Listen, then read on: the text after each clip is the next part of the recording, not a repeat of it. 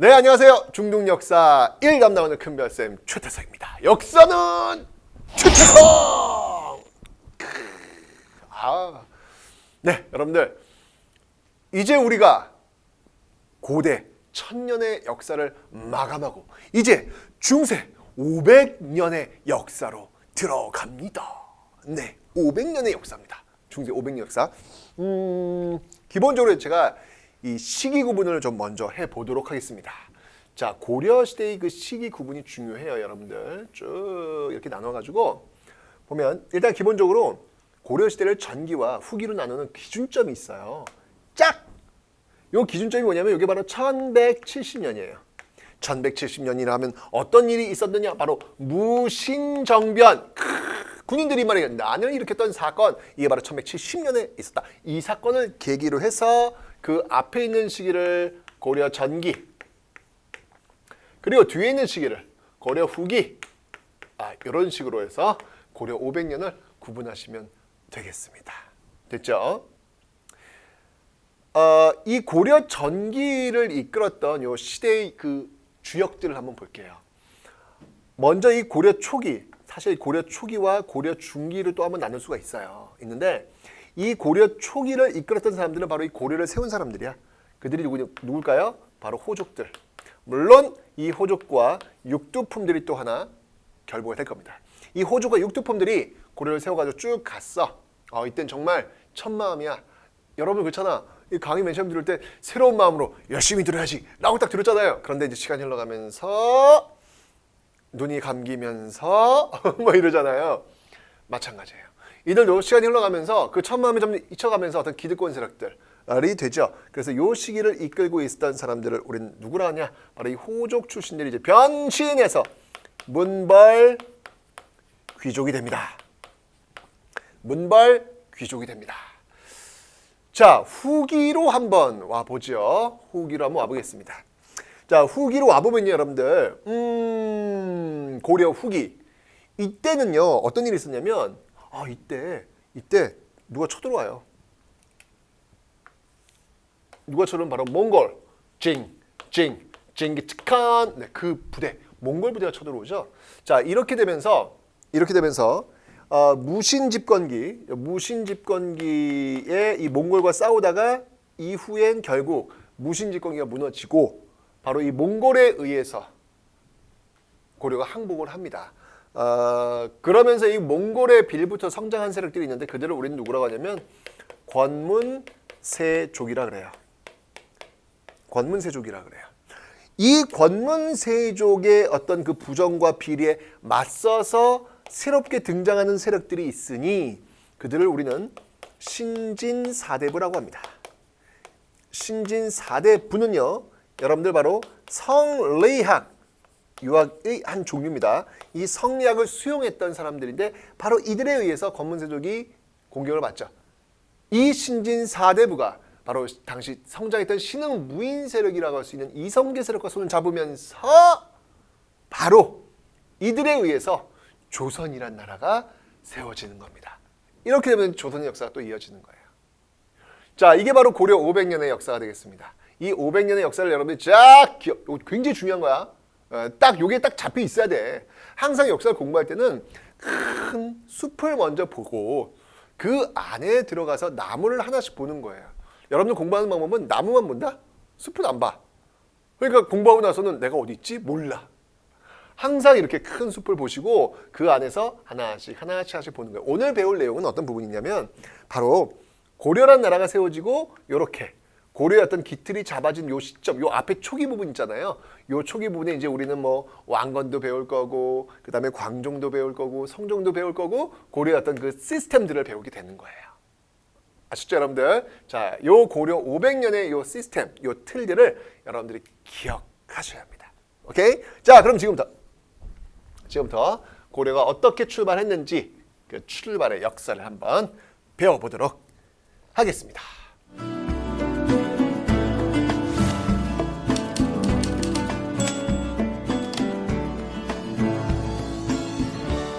고려의 건국과 귀족사회의 형성, 첫 번째 시간이 되겠습니다. 자, 왕건이 성장합니다. 궁예의 부하가 되어 관심법 나는 너의 마음을 알 수 있어. 퓨 이런 궁에 결국은 쫓겨나요.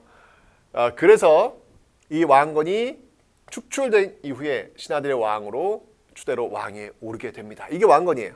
자, 국호를요 고려라고 세웁니다. 이 고려라고 세운 건 뭐냐면 바로 고구려 계승. 왜냐면 고구려를요 고려라고도 불렀어요. 그래서 여러분들 발해 문왕이 왜 나 고려왕이야 라고 일본에 편지 쓰잖아요. 왜냐면 고구려를 고려라고 부르기도 했기 때문에 그렇습니다.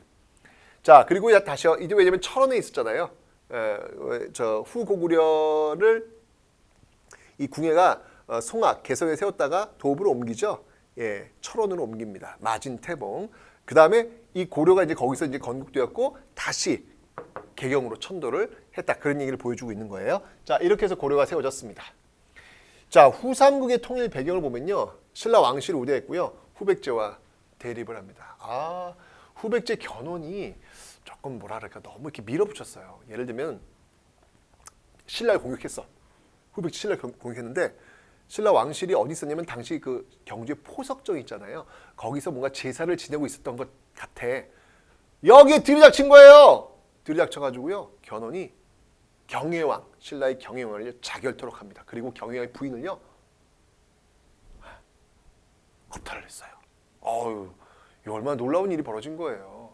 그리고 신라 마지막 왕이라는 경성을 딱 세워버린 거예요. 그러니까 신라의 민심이 뭐 저런 나쁜 일이 나오는 거예요.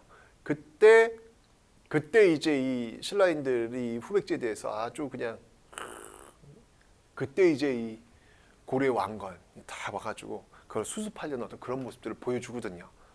결국은 신라가 고려한테 나라를 갖다 바쳐요. 당신들이 나라 가져가시오. 갖다 바쳐요. 그래서 고려는 힘을 받게 되는 것이고 결국 후백제가 멸망하게 되는 것이었죠. 자, 그 과정을 보면요. 고창 전투가 있습니다. 이제 그 이전에 사실 여러분들 그 저 백제가 쳐들어왔다가 그 저 포석정에서 경영 죽이고 나서요. 딱 돌아갈 때 어디에서 그 신라를 구원하려고 오는 그 왕건하고 마주치냐면 공산에서 만나요. 공산에서. 그 공산에서 이 견훤이 아주 고려군을 두들겨 패요. 이게 바로 공산 전투라는 겁니다. 그때 여러분들 고려 왕건이 거의 죽다시피 해요. 이런 위기 상황 속에서 그 고려의 장수들이 왕건만은 살려야 된다. 라고 해서 신승겸 같은 인물은요. 그 왕건의 옷하고 바꿔 입어요. 바꿔 입고 왕건인 척하고 전방으로 나가고 그 사이에 왕건은 피할 수가 있었죠. 그래서 이 공산 전투에서 8명이 죽는데요. 8명이. 고려 장수 8명이. 뭐 그 밑에 있는 장수들이 병사가 엄청 많이 죽었지만 8명의 장수가 죽었대요. 그래서 붙여진 이름. 공산 전투에서 8명이 죽었다. 라고 해서 팔자를 붙여서 팔공산. 팔공산이 어딘가요? 대구. 바로 공산 전투는 대구에서 벌어진 전투입니다. 이를 갈았던 이 고려군 이 원수를 갚으리라 라고 해서 다시 붙죠. 그게 바로 고창 전투예요. 이 고창은 지금의 안동입니다. 이 고창 전투에서 승리를 한 거죠. 이때 이 견훤 부대와 왕건 부대의 어떤 그 싸움을 보여준 게 차전놀이에요. 차전놀이, 곧싸움. 우와! 붙잖아요. 고창 전투에서 나온 겁니다. 여기서 이제 승리를 해요. 승계를 잡은 거예요. 그런데 게다가 후백제가 또 이 콩가루 집안이 됐네. 아들이 아버지를 금산사에 가둬버리네. 자기가 왕이 되겠다고. 아버지 너무 화났지. 그래서 그 견훤이 고려에 귀순을 해요. 그리고 신라는 또 항복을 합니다. 이러면서 결국은 후백제가 멸망하게 되더라. 여기 이제 어떤 그 흐름이었습니다. 정말 이 공산 전투에서 그렇게 패배했던 이 왕건이 그 전세를 뒤집는다는 건 이것도 참 놀라운 것 같아요. 하여튼 역사에서 많이 배웁니다. 항상 여러분들 내가 졌다고 해서 그게 진 것은 결코 아니구나라는 어떤 그런 생각들을 하게 되는 것 같아요. 자, 그렇게 어렵게 세운 고려입니다. 이 고려 태조의 정책을 한번 보도록 하죠. 일단 기본적으로 여러분들 나라 처음 세웠어. 제일 먼저 하는 일이 뭐예요? 민생 안정이에요. 민생 안정하기 위해서 세금과 주는 거. 조세 감면은 이거 너무 당연한 거야. 이거 외울 필요가 없어요. 너무 당연한 거야. 세금과 가주는 거. 그래야 저 민심을 얻을 거 아니에요. 그리고 흑창 이런 걸 설치합니다. 여러분. 흑창. 요 흑창이 뭐냐면 나중에 의창으로 연결이 될 거예요. 빈민구율제도야. 이거는 춘대 추납이라 그래서 봄에 곡식 빌려줬다가 가을에 갚도록 하는 거예요. 왜냐면 가을에 수확을 한 다음에 겨울을 버텨. 근데 그 곡식이 봄이면 똑 떨어진다. 그럼 먹고 살 게 없잖아. 그때 정부에서 곡식을 나눠주는 거예요. 그리고 가을에 갚도록 하는 거. 이게 바로 흑창이고 의창이 되는 거예요. 이런 거 왕건이 시행했습니다. 기억해 두시고요. 근데 문제는 뭐냐면 왕건이 고려를 세웠는데 그냥 자기 혼자 힘을 세운 게 아니에요. 여러 호족들과 함께 힘을 합쳐가지고 세우게 됩니다. 그래서 이 태조는요, 어떻게 보면 호족 연합 정권이다. 호족 연합 정권이다 라고 보시면 돼요. 호족 연합 정권. 그러니까 호족들을 잘 달래야 돼. 그러니까 통합 정책으로는요, 혼인 정책한다. 왕건의 부인은 몇 명일까요? 왕건의 부인은 29명. 대박. 29명. 매일 하루씩 만나도 한 달이 걸리네. 그죠? 이런 식으로 해가지고 혼인을 하면서 호족들을 자신의 어떤 그 패밀리로 연결을 시키는 거예요. 그 호족의 그 딸을 내가 아내로 취했는데 나한테 뭐라고 하겠어? 뭐 이런 거죠. 그리고 사성, 내릴 사자에다가 성이에요. 즉 성을 내리는 거예요. 최태성 왕건이 딱 보고 최태성 아유 좀 힘이 좀 있어 보이는데 우리 패밀리가 돼주게. 지금부터 자네에게 왕시성을 주겠네. 그래서 저는 이제 최태성이 왕태성이 되는 거예요. 이런 식으로 해서 사성 정책을 취하고 있습니다. 고려는 왕씨니까 여러분 혹시 친구 중에 개성왕씨 있는지 한번 찾아보세요. 개성왕씨.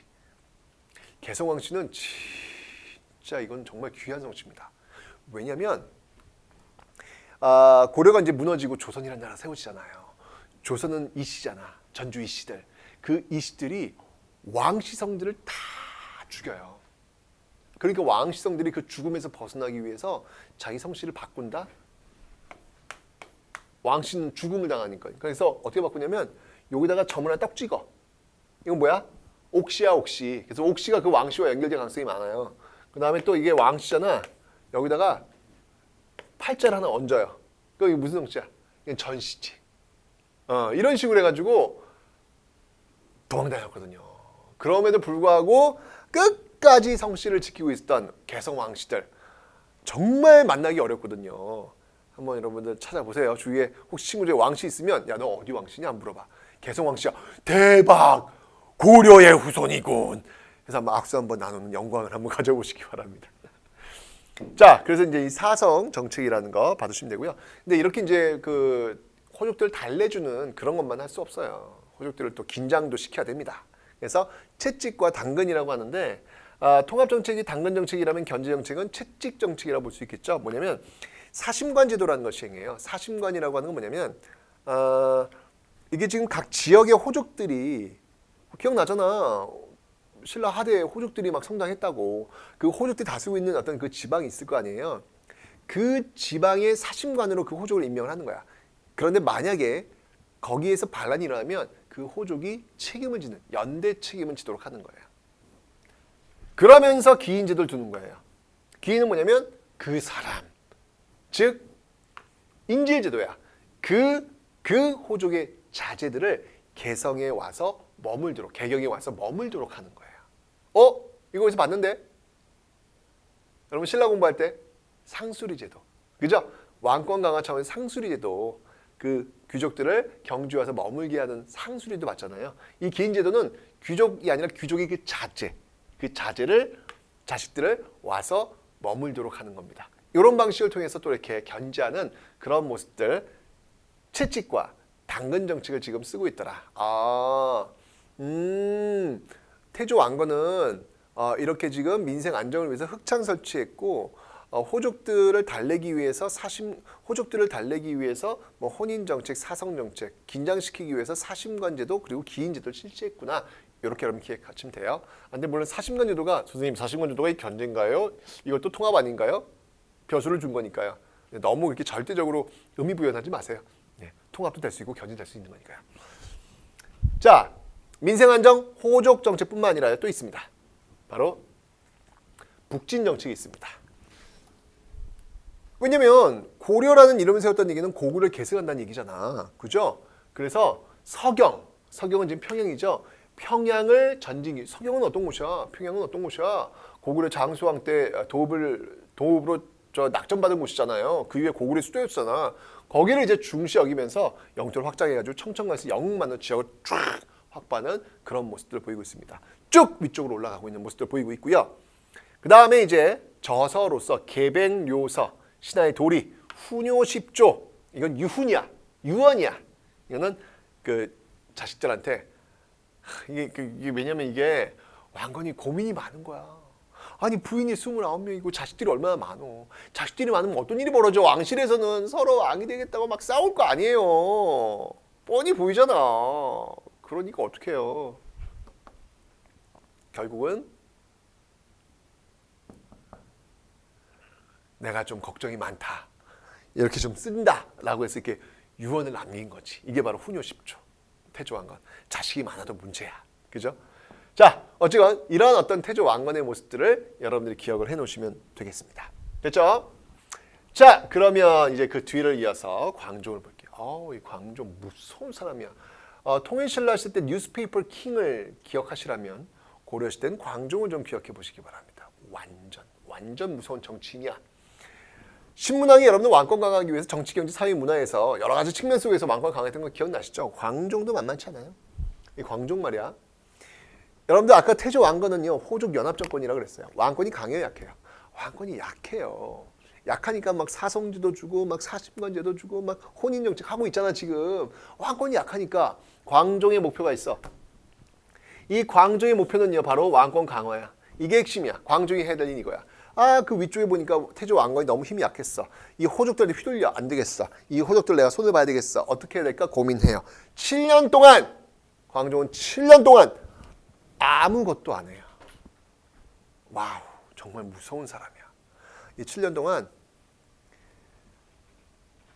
당나라에서 유명한 책자가 있습니다. 정관정묘라는 어떻게 정치를 해야지 좋은 정치를 할 수 있는지 뭐 이런 책들만 봐요. 그리고 나서 호족들이 원하는 거 다 해줘요. 그리고 보니까 호족들이 볼 때 광종은 바보야. 도장 찍어달라면 다 찍어주니까 뭐야 쟤 뭐니? 그런데 7년이 끝난 시점에서 광종이 움직입니다. 어떤 걸 하냐고요? 먼저 노비안건법이라는 걸 실시합니다. 자, 이겁니다. 노비안건법.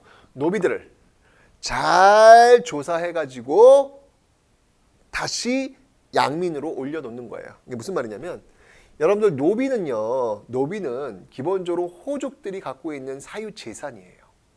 그 노비들을 왜냐하면 불법적으로 노비가 된 이 노비들을 양민으로 돌려놓는 거예요. 자, 양민으로 돌려놓으면 뭐가 좋으냐면 노비는 세금을 내지 않아요. 근데 양민은 세금을 내요. 그렇기 때문에 국가 재정이 확보가 됩니다. 그랬겠죠. 광종 입장에서는 7년 동안 아무것도 안 하면서 도장 꽝꽝꽝 찍어주니까 국가 재정이 거덜이 났겠죠. 이러니까 그 관리들, 호족들한테 월급을 줄 돈도 없는 거야. 그래서 이제 얘기한 거죠. 지금 국가 재정이 엉망이에요. 국가 재정을 좀 지금 이렇게 줘야 당신들 월급도 줄 거 아니에요. 당신들이 갖고 있는 노비를 양민으로 좀 돌립시다. 이제 나라도 안정화되었으니까 양민으로 돌립시다. 라고 제안을 한 거예요. 뭐 광종이 뭐 내가 보니 7년 동안 봤더니 뭐 아무것도 못하고 좀 이렇게 약간 띠래. 뭐 제가 얘기하자는데 뭐 나라 좀 살리자는데 뭐 해줄 수 있겠지. 라고 해서 노비안건법을 덜컥 찬성합니다. 이 호족들이 말이죠. 그래서 노비안건법이 실시가 됩니다. 자, 문제는 뭐냐면 여기에서 끝난 게 아니라는 거예요. 광종은요 프로젝트가 있었어요. 호족 세력을 약화시킬 수 있는 프로젝트를 7년 동안 연구하고 또 연구하고 또 연구한 거예요. 노비안건법을 통해서 여러분들 이 노비들을 양민으로 돌렸죠. 이게 뭘 의미하는 거냐면 바로 이 노비들은 똑같아요. 신문왕 때 여러분들 그 귀족들의 힘을 약화시키기 위해서 노급을 폐지했다. 그리고 관료전 지급했다 설명드렸죠. 관료전 지급 노급 폐지. 그죠? 노급을 폐지한 이유가 뭐예요? 노급을 폐지한 이유는 그 읍에서 있는 사람들의 노동력을 군사력으로 전환시킬 수 있는 가능성이 있기에 그걸 없앤 거란 말이에요. 시문화의 왕권을 강화시키기 위해서. 똑같아요. 이 노비도 역시 마찬가지로 군사력으로 전환될 가능성이 있단 말이야. 그러니까 광종이 노비를 양민으로 전환시킨 거예요. 호족과 노비의 관계를 끊어놓은 거야. 그런데 이걸 호족이 오케이를 한 거지. 왜? 광종이 7년 동안 별 볼 일 없는 무능한 모습으로 보였으니까 걱정이 없었던 거예요. 광종이 뒤통수를 제대로 때립니다. 그리고 나서 그렇게 노비들을 그 호족들보다 떨어뜨리고 나서, 즉 호족들의 팔과 다리를 잘라놓은 거야. 군사력을 약화시킨 거야. 그리고 나서 전격적으로 과거제 실시합니다. 이제 개국공신이 아니라 유학 공부를 한, 왕에게 충성을 다하는 유학 공부를 한 그 사람들을 뽑아서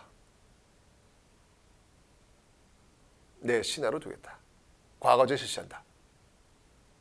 대박. 호족들보다 이제 권력에서 떨어져 나가라는 거예요. 호족들이 열받았죠. 뭐?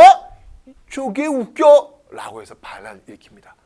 아하, 광종은 이 반란도 기다리고 있었던 것입니다. 왜냐고요? 이 호족들은 개국공신들이에요. 공신들을 함부로 죽일 수는 없거든요. 정치는 명분이 있어야 돼요. 그 명분을 만들려면 그들이 왕에게 달려들 때를 기다려야 됐던 것이죠. 그래야 영모가 될 수 있으니까요.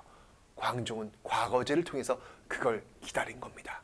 결국 호족들이 들고 일하죠. 하지만 그 호족들은 이미 그 이전의 노비 안건법에 의해서 팔과 다리가 잘라져 있는 상태, 군사력이 매우 약해져 있는 상태. 광종은 가혹한 방법으로 그 반란을 일으켰던 호족들을 숙청에 들어갑니다. 피해 숙청. 어마어마하게 많은 사람 죽이는 거예요. 왜요? 영모니까요. 명분이 있거든요. 왕에게 대들었거든요. 영모니까요. 와. 그리고 선언합니다. 칭제 건원. 이제부터 나를 황제로 칭한다. 건원. 그리고 이제 고려는 독자적인 연호를 쓴다. 칭제 건원. 그리고 너희들 관리들 색깔에 따라서 옷 맞춰 입어라. 서열을 내가 정확히 정해주겠다. 공복제정. 정말 여러분들 이 광종 무서운 사람이에요. 진짜 무서운 사람이에요. 여러분들 과거제를 먼저 실시했으면 아마 광종은 살해당했을 거예요. 노비 안건법을 먼저 실시한 거예요. 그래서 순서도 여러분들 그냥 한 게 아니니까 순서에 따라 가지고 이걸 한 거예요. 무섭죠? 정치인들이 이래요, 여러분들. 광종 여러분들 한번 잘 지켜보시기 바랍니다. 이걸 통해서 바로 왕권을 강화시켰던 고려 전기 노비 안건법과 과거제. 이건 여러분 시험에 반드시 나옵니다. 노비 안건법과 과거제. 이게 시험에 안 나오면 시험이 아니야. 너무 중요해. 광종의 노비 안건법과 과거제 꼭 나오니까 여러분들 반드시 기억을 하셔야 됩니다. 됐죠? 광종이 이런 사람이야. 얼마나 무서워. 자, 이제 피를 봤어. 그 뒤에 나오는 사람, 광종이 호족들을 제거해 놨기 때문에 이제 안정적인 정치를 펼칠 수 있는 거예요. 자, 이제 성종이 정치를 합니다. 성종. 여러분들 이거 되게 똑같다? 조선시대 똑같다? 조선시대 여러분들 태조 이성기가 나라 세웠잖아. 그때 왕 힘 없어. 이성기 힘 없어. 그 힘을 갖게 된 사람이 누구야? 그게 태종 이방원 아니야. 얼마나 손에 피를 묻혀. 진짜 다 죽인다고. 그리고 나서 그 뒤를 잇는 왕이 누구야? 세종. 안정적 정치 펼치잖아요. 똑같아. 태조 왕건 힘없어. 광종 피를 묻히면서 왕권 강화해. 그리고 나서 성종 때. 말 그대로 성종이에요. 이룰 성자야. 예, 융성할 성자야. 성종 때 이제 안정적인 고려 사회를 구축해내는 것이죠. 그때 유학자 이 최승로. 이 최승로가 역시 마찬가지로 경주 최씨. 우리 할배야. 네, 우리 할배. 육두품 집안이에요. 자, 보세요, 여러분들. 신라 하대에는요, 경주 최씨 최치원이 시모10조 건의했지만 받아들여지지 않습니다. 그죠? 그러니까 결국 이 육두품들은 호족한테 가서 참모 역할을 한다고 제가 설명드렸어요. 그런데 고려 초기, 고려 초기는요. 최승로가 시무 28조를 건의하자 성종이 받아들여요. 왜? 고려란 나라는 호족과 육두품이 세운 나라거든요. 이제 육두품의 위상이 달라진 거야. 신라하대 골품제에 의해서 꼼짝 못했던 육두품이 아니에요. 이제는 당당한 주류 세력으로서 이렇게 개혁을 선도하고 있는 모습들. 이게 바로 신라하대 최치원과 그리고 고려 초기 최승로와의 차이점. 같은 경주 최씨 육두품 집안 출신임에도 불구하고 이러한 차이점이 있더라라고 하는 것이죠. 자, 그래서 여러분들 이성 육부의 중앙 관제를 마련했고요. 지방관. 자, 최초 이거 여기다 이제 하나 더 붙여주세요. 최초에 고려 최초의 지방관을 파견하고 있더라. 성종 때 이제 지방. 왜냐면 이 지방을 다스리고 있는 사람들이 누구야? 호족이잖아. 호족들을 광종이 제거했단 말이야. 그럼 그 자리를 누가 다스려야 될 거 아니야? 왕이 직접 과거제를 통해서 뽑은 관리를 탁 파견하는 거죠. 지방 제도를 딱 장악하는 그런 모습들이 이제 성종 때 이루어지게 되는 것이죠. 와우. 이거 대단하지 않습니까, 여러분들? 자, 그리고 여러분들 국자감 교육기관. 고려의 교육기관은 국자감, 발해의 교육기관은 주자감, 통일신라의 교육기관은 국학, 고구려의 교육기관은 태학. 잊지 마세요. 자, 그리고 연등회와 팔과대가 있어요. 이게 뭐냐면 훈요 10조 여러분 태조 왕건이 유언 남겼다 그랬잖아요. 그때 연등회와 팔과대를 성대하라 그랬어요. 연등회는 뭐냐면 여러분들 부처님 오신 날 왜 연등 행사 하잖아요. 그런 거 얘기하는 거예요. 고려가 불교의 나라거든. 그다음에 팔과대는 뭐 그때 하늘에 제사를 지내는 어떤 그런 것들을 얘기하는 겁니다. 신한테 제사를 지내는 거. 이런 거 하지 말라는 거예요. 최승로는 여러분들 유학자예요. 유학자가 이제 이런 어떤 미신적인 어떤 이런 거 하지 말라는 거죠. 이런 거 많이 줄이라는 거죠. 그래서 굉장히 규모가 축소되고 폐지되는 어떤 그런 모습들. 성종 시대 되면 최승로의 건의가 있다는 얘기는 뭐냐면 유교, 유학 이런 것들이 굉장히 위상이 올라간다 라는 거 이걸 여러분들 기억을 좀 해놓으시면 되겠습니다. 됐죠? 자, 이렇게 해서 태조 왕건, 광종 그리고 성종을 봤어요. 어허, 태조 왕건 때 나라를 딱 세웠어. 힘은 약했어. 왕권은 약했어. 광종이 왕권을 강화시켰어. 성종이 이것을 안정화시켰어. 이런 흐름들 외우려고 하지 마시고 이런 흐름 속에서 여러분들 좀 기억을 해놓으시면 되겠습니다. 됐죠? 자, 그러면서 이제 만들었던 이성 육부 체제. 아까 성종 때 이런 통치 체제가 정비된다 그랬는데 이성 육부는 여러분들 중서문화성, 이건 이제 국정을 총괄하는 최고 기구고요. 그 다음이 상서성, 정책 집행, 실무를 담당하는 육부를 통솔합니다. 자, 이게 무슨 말이냐면 상서성 밑에 육부예요. 그러니까 이성 지금 하나, 두 개잖아. 1, 2. 그래서 이성이에요. 중서문화성과 상서성, 이 상서성 밑에 육부가 있다는 얘기야. 이, 병, 호, 형, 예, 공. 이부면 지금의 행정자치부, 옛날 내무부. 병부면 병, 국방부. 호부면 지금의 기재부, 기획재정부, 재정경제부. 돈 만지는데.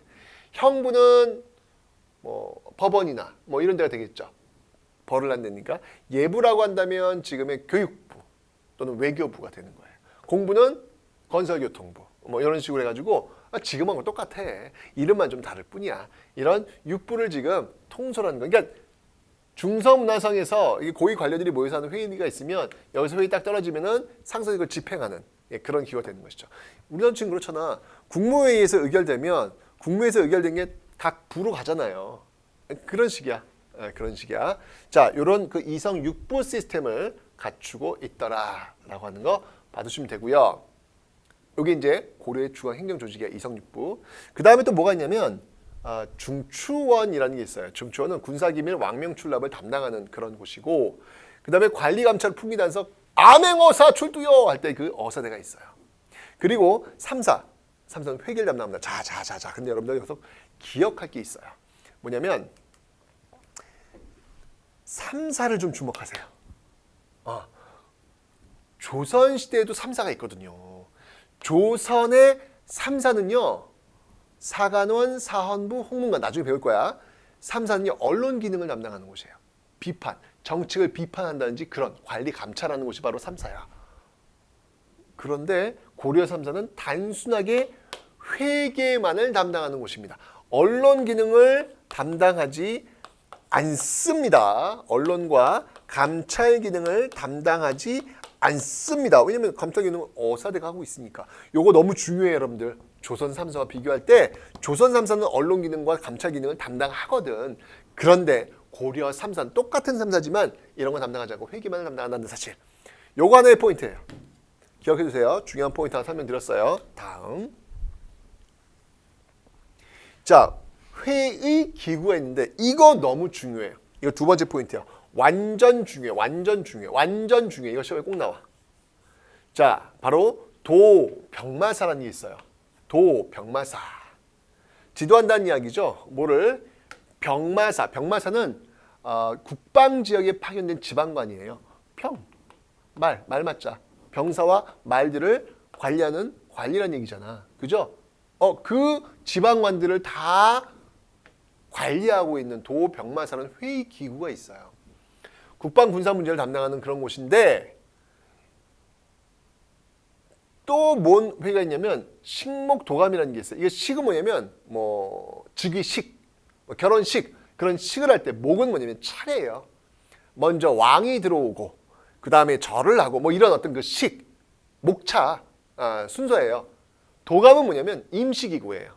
그런 어떤 식을 질서 있게 관장하는 임시기구라는 의미예요. 자, 바로 이런 도병마사와 식목도감이 있는데 이게 회의하는 기구인데 자, 이거 왜 중요하면요. 고려 귀족 정치의 특징을 보여주는 고려 독자적 기구예요. 고려 독자적 기구예요. 앞에서 봤던 여러분들 이 이성육부 있잖아.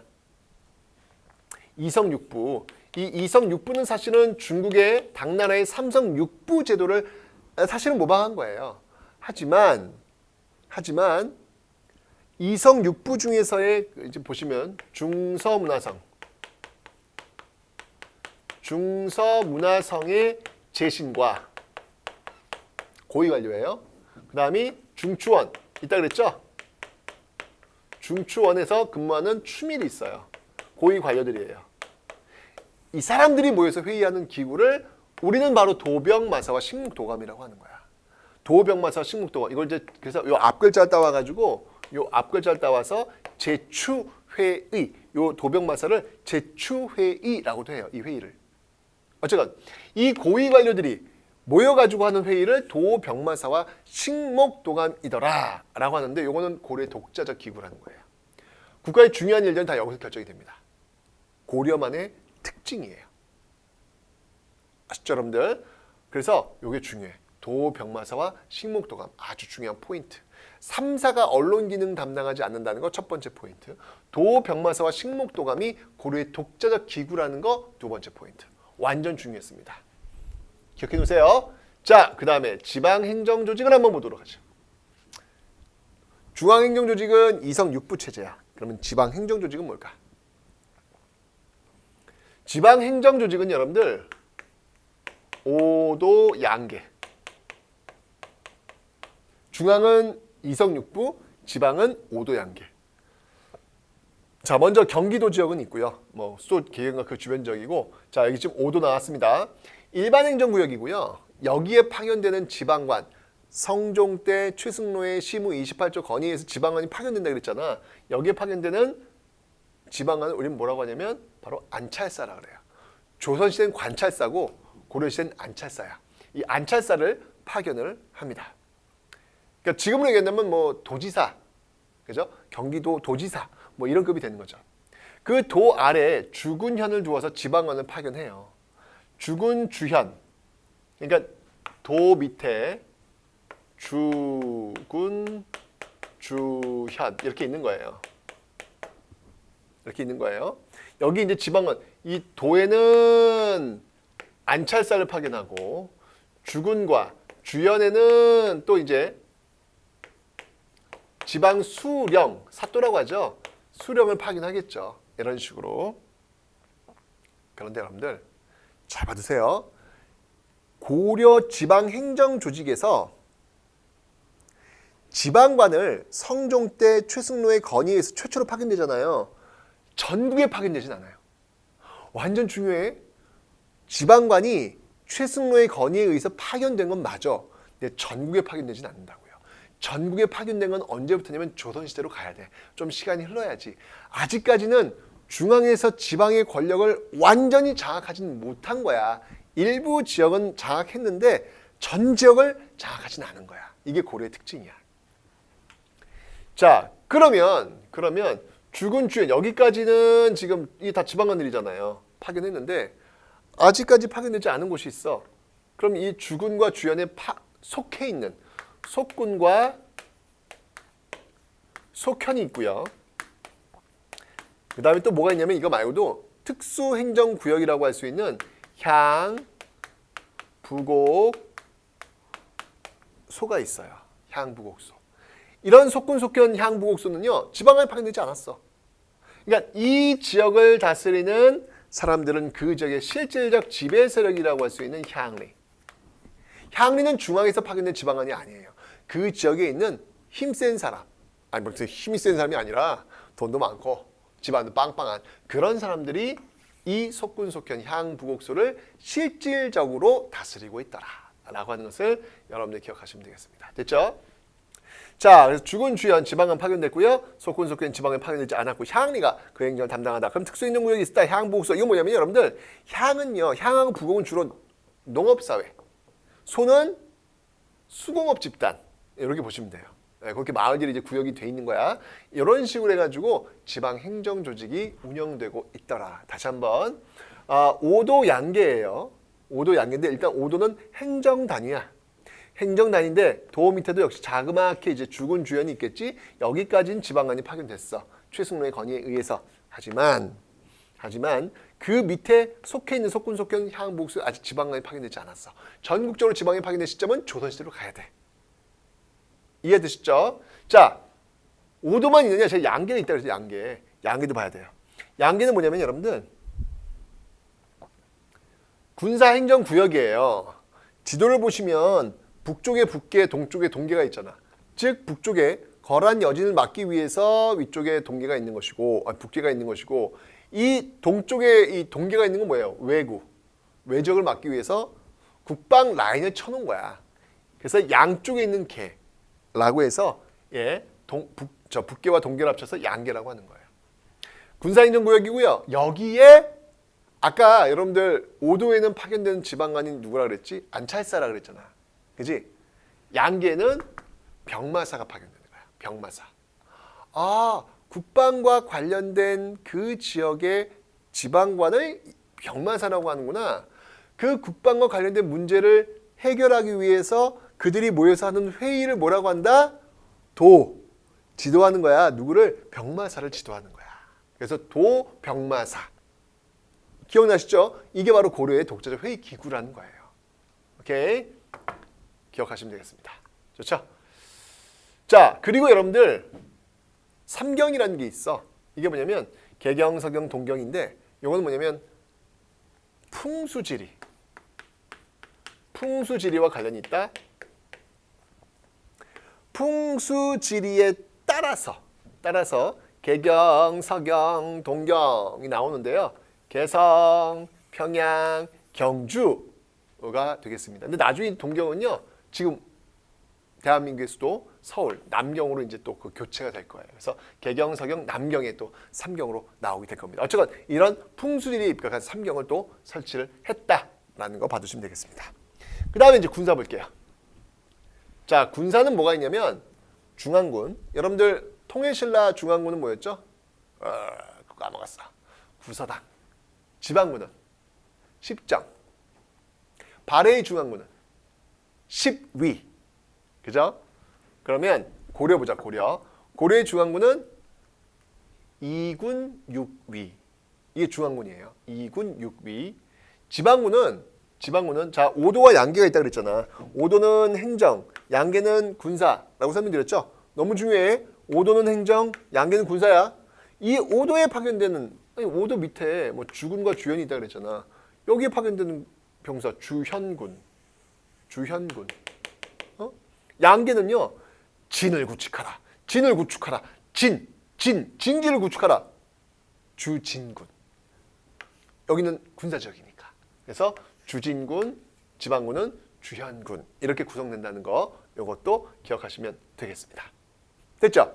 자, 이렇게 해서 고려의 시스템을 공부해 봤어요. 오, 고려의 시스템. 먼저 왕건, 광종, 성종을 거치면서 고려의 시스템이 안정화되었고 그 과정 속에서 중앙은 이성육부, 지방은 오도 양계, 그리고 고려의 독자적 회의 기구로서의 도병마사와 식목도감이 있더라 라고 하는 내용들을 고려 초기 모습을 확인했습니다.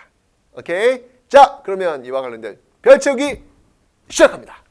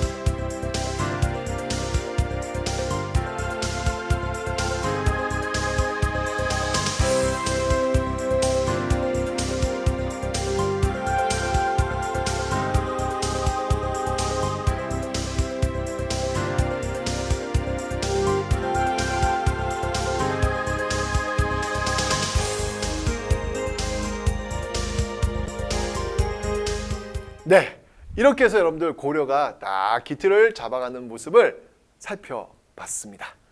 자, 다음 시간 여러분들 이제 이렇게 만들어진 이 시스템이 어떻게 문벌귀족사회, 제가 얘기했잖아요. 호족들이 나라를 세웠다면 이게 시간이 흘러가면서 문벌귀족사회가 된다 그랬잖아요. 그 문벌귀족사회가 어떻게 형성되는지 그 내용들을 저와 함께 배워보도록 하겠습니다. 우리는 지금 중세 500년의 역사 고려 초반부에 있습니다.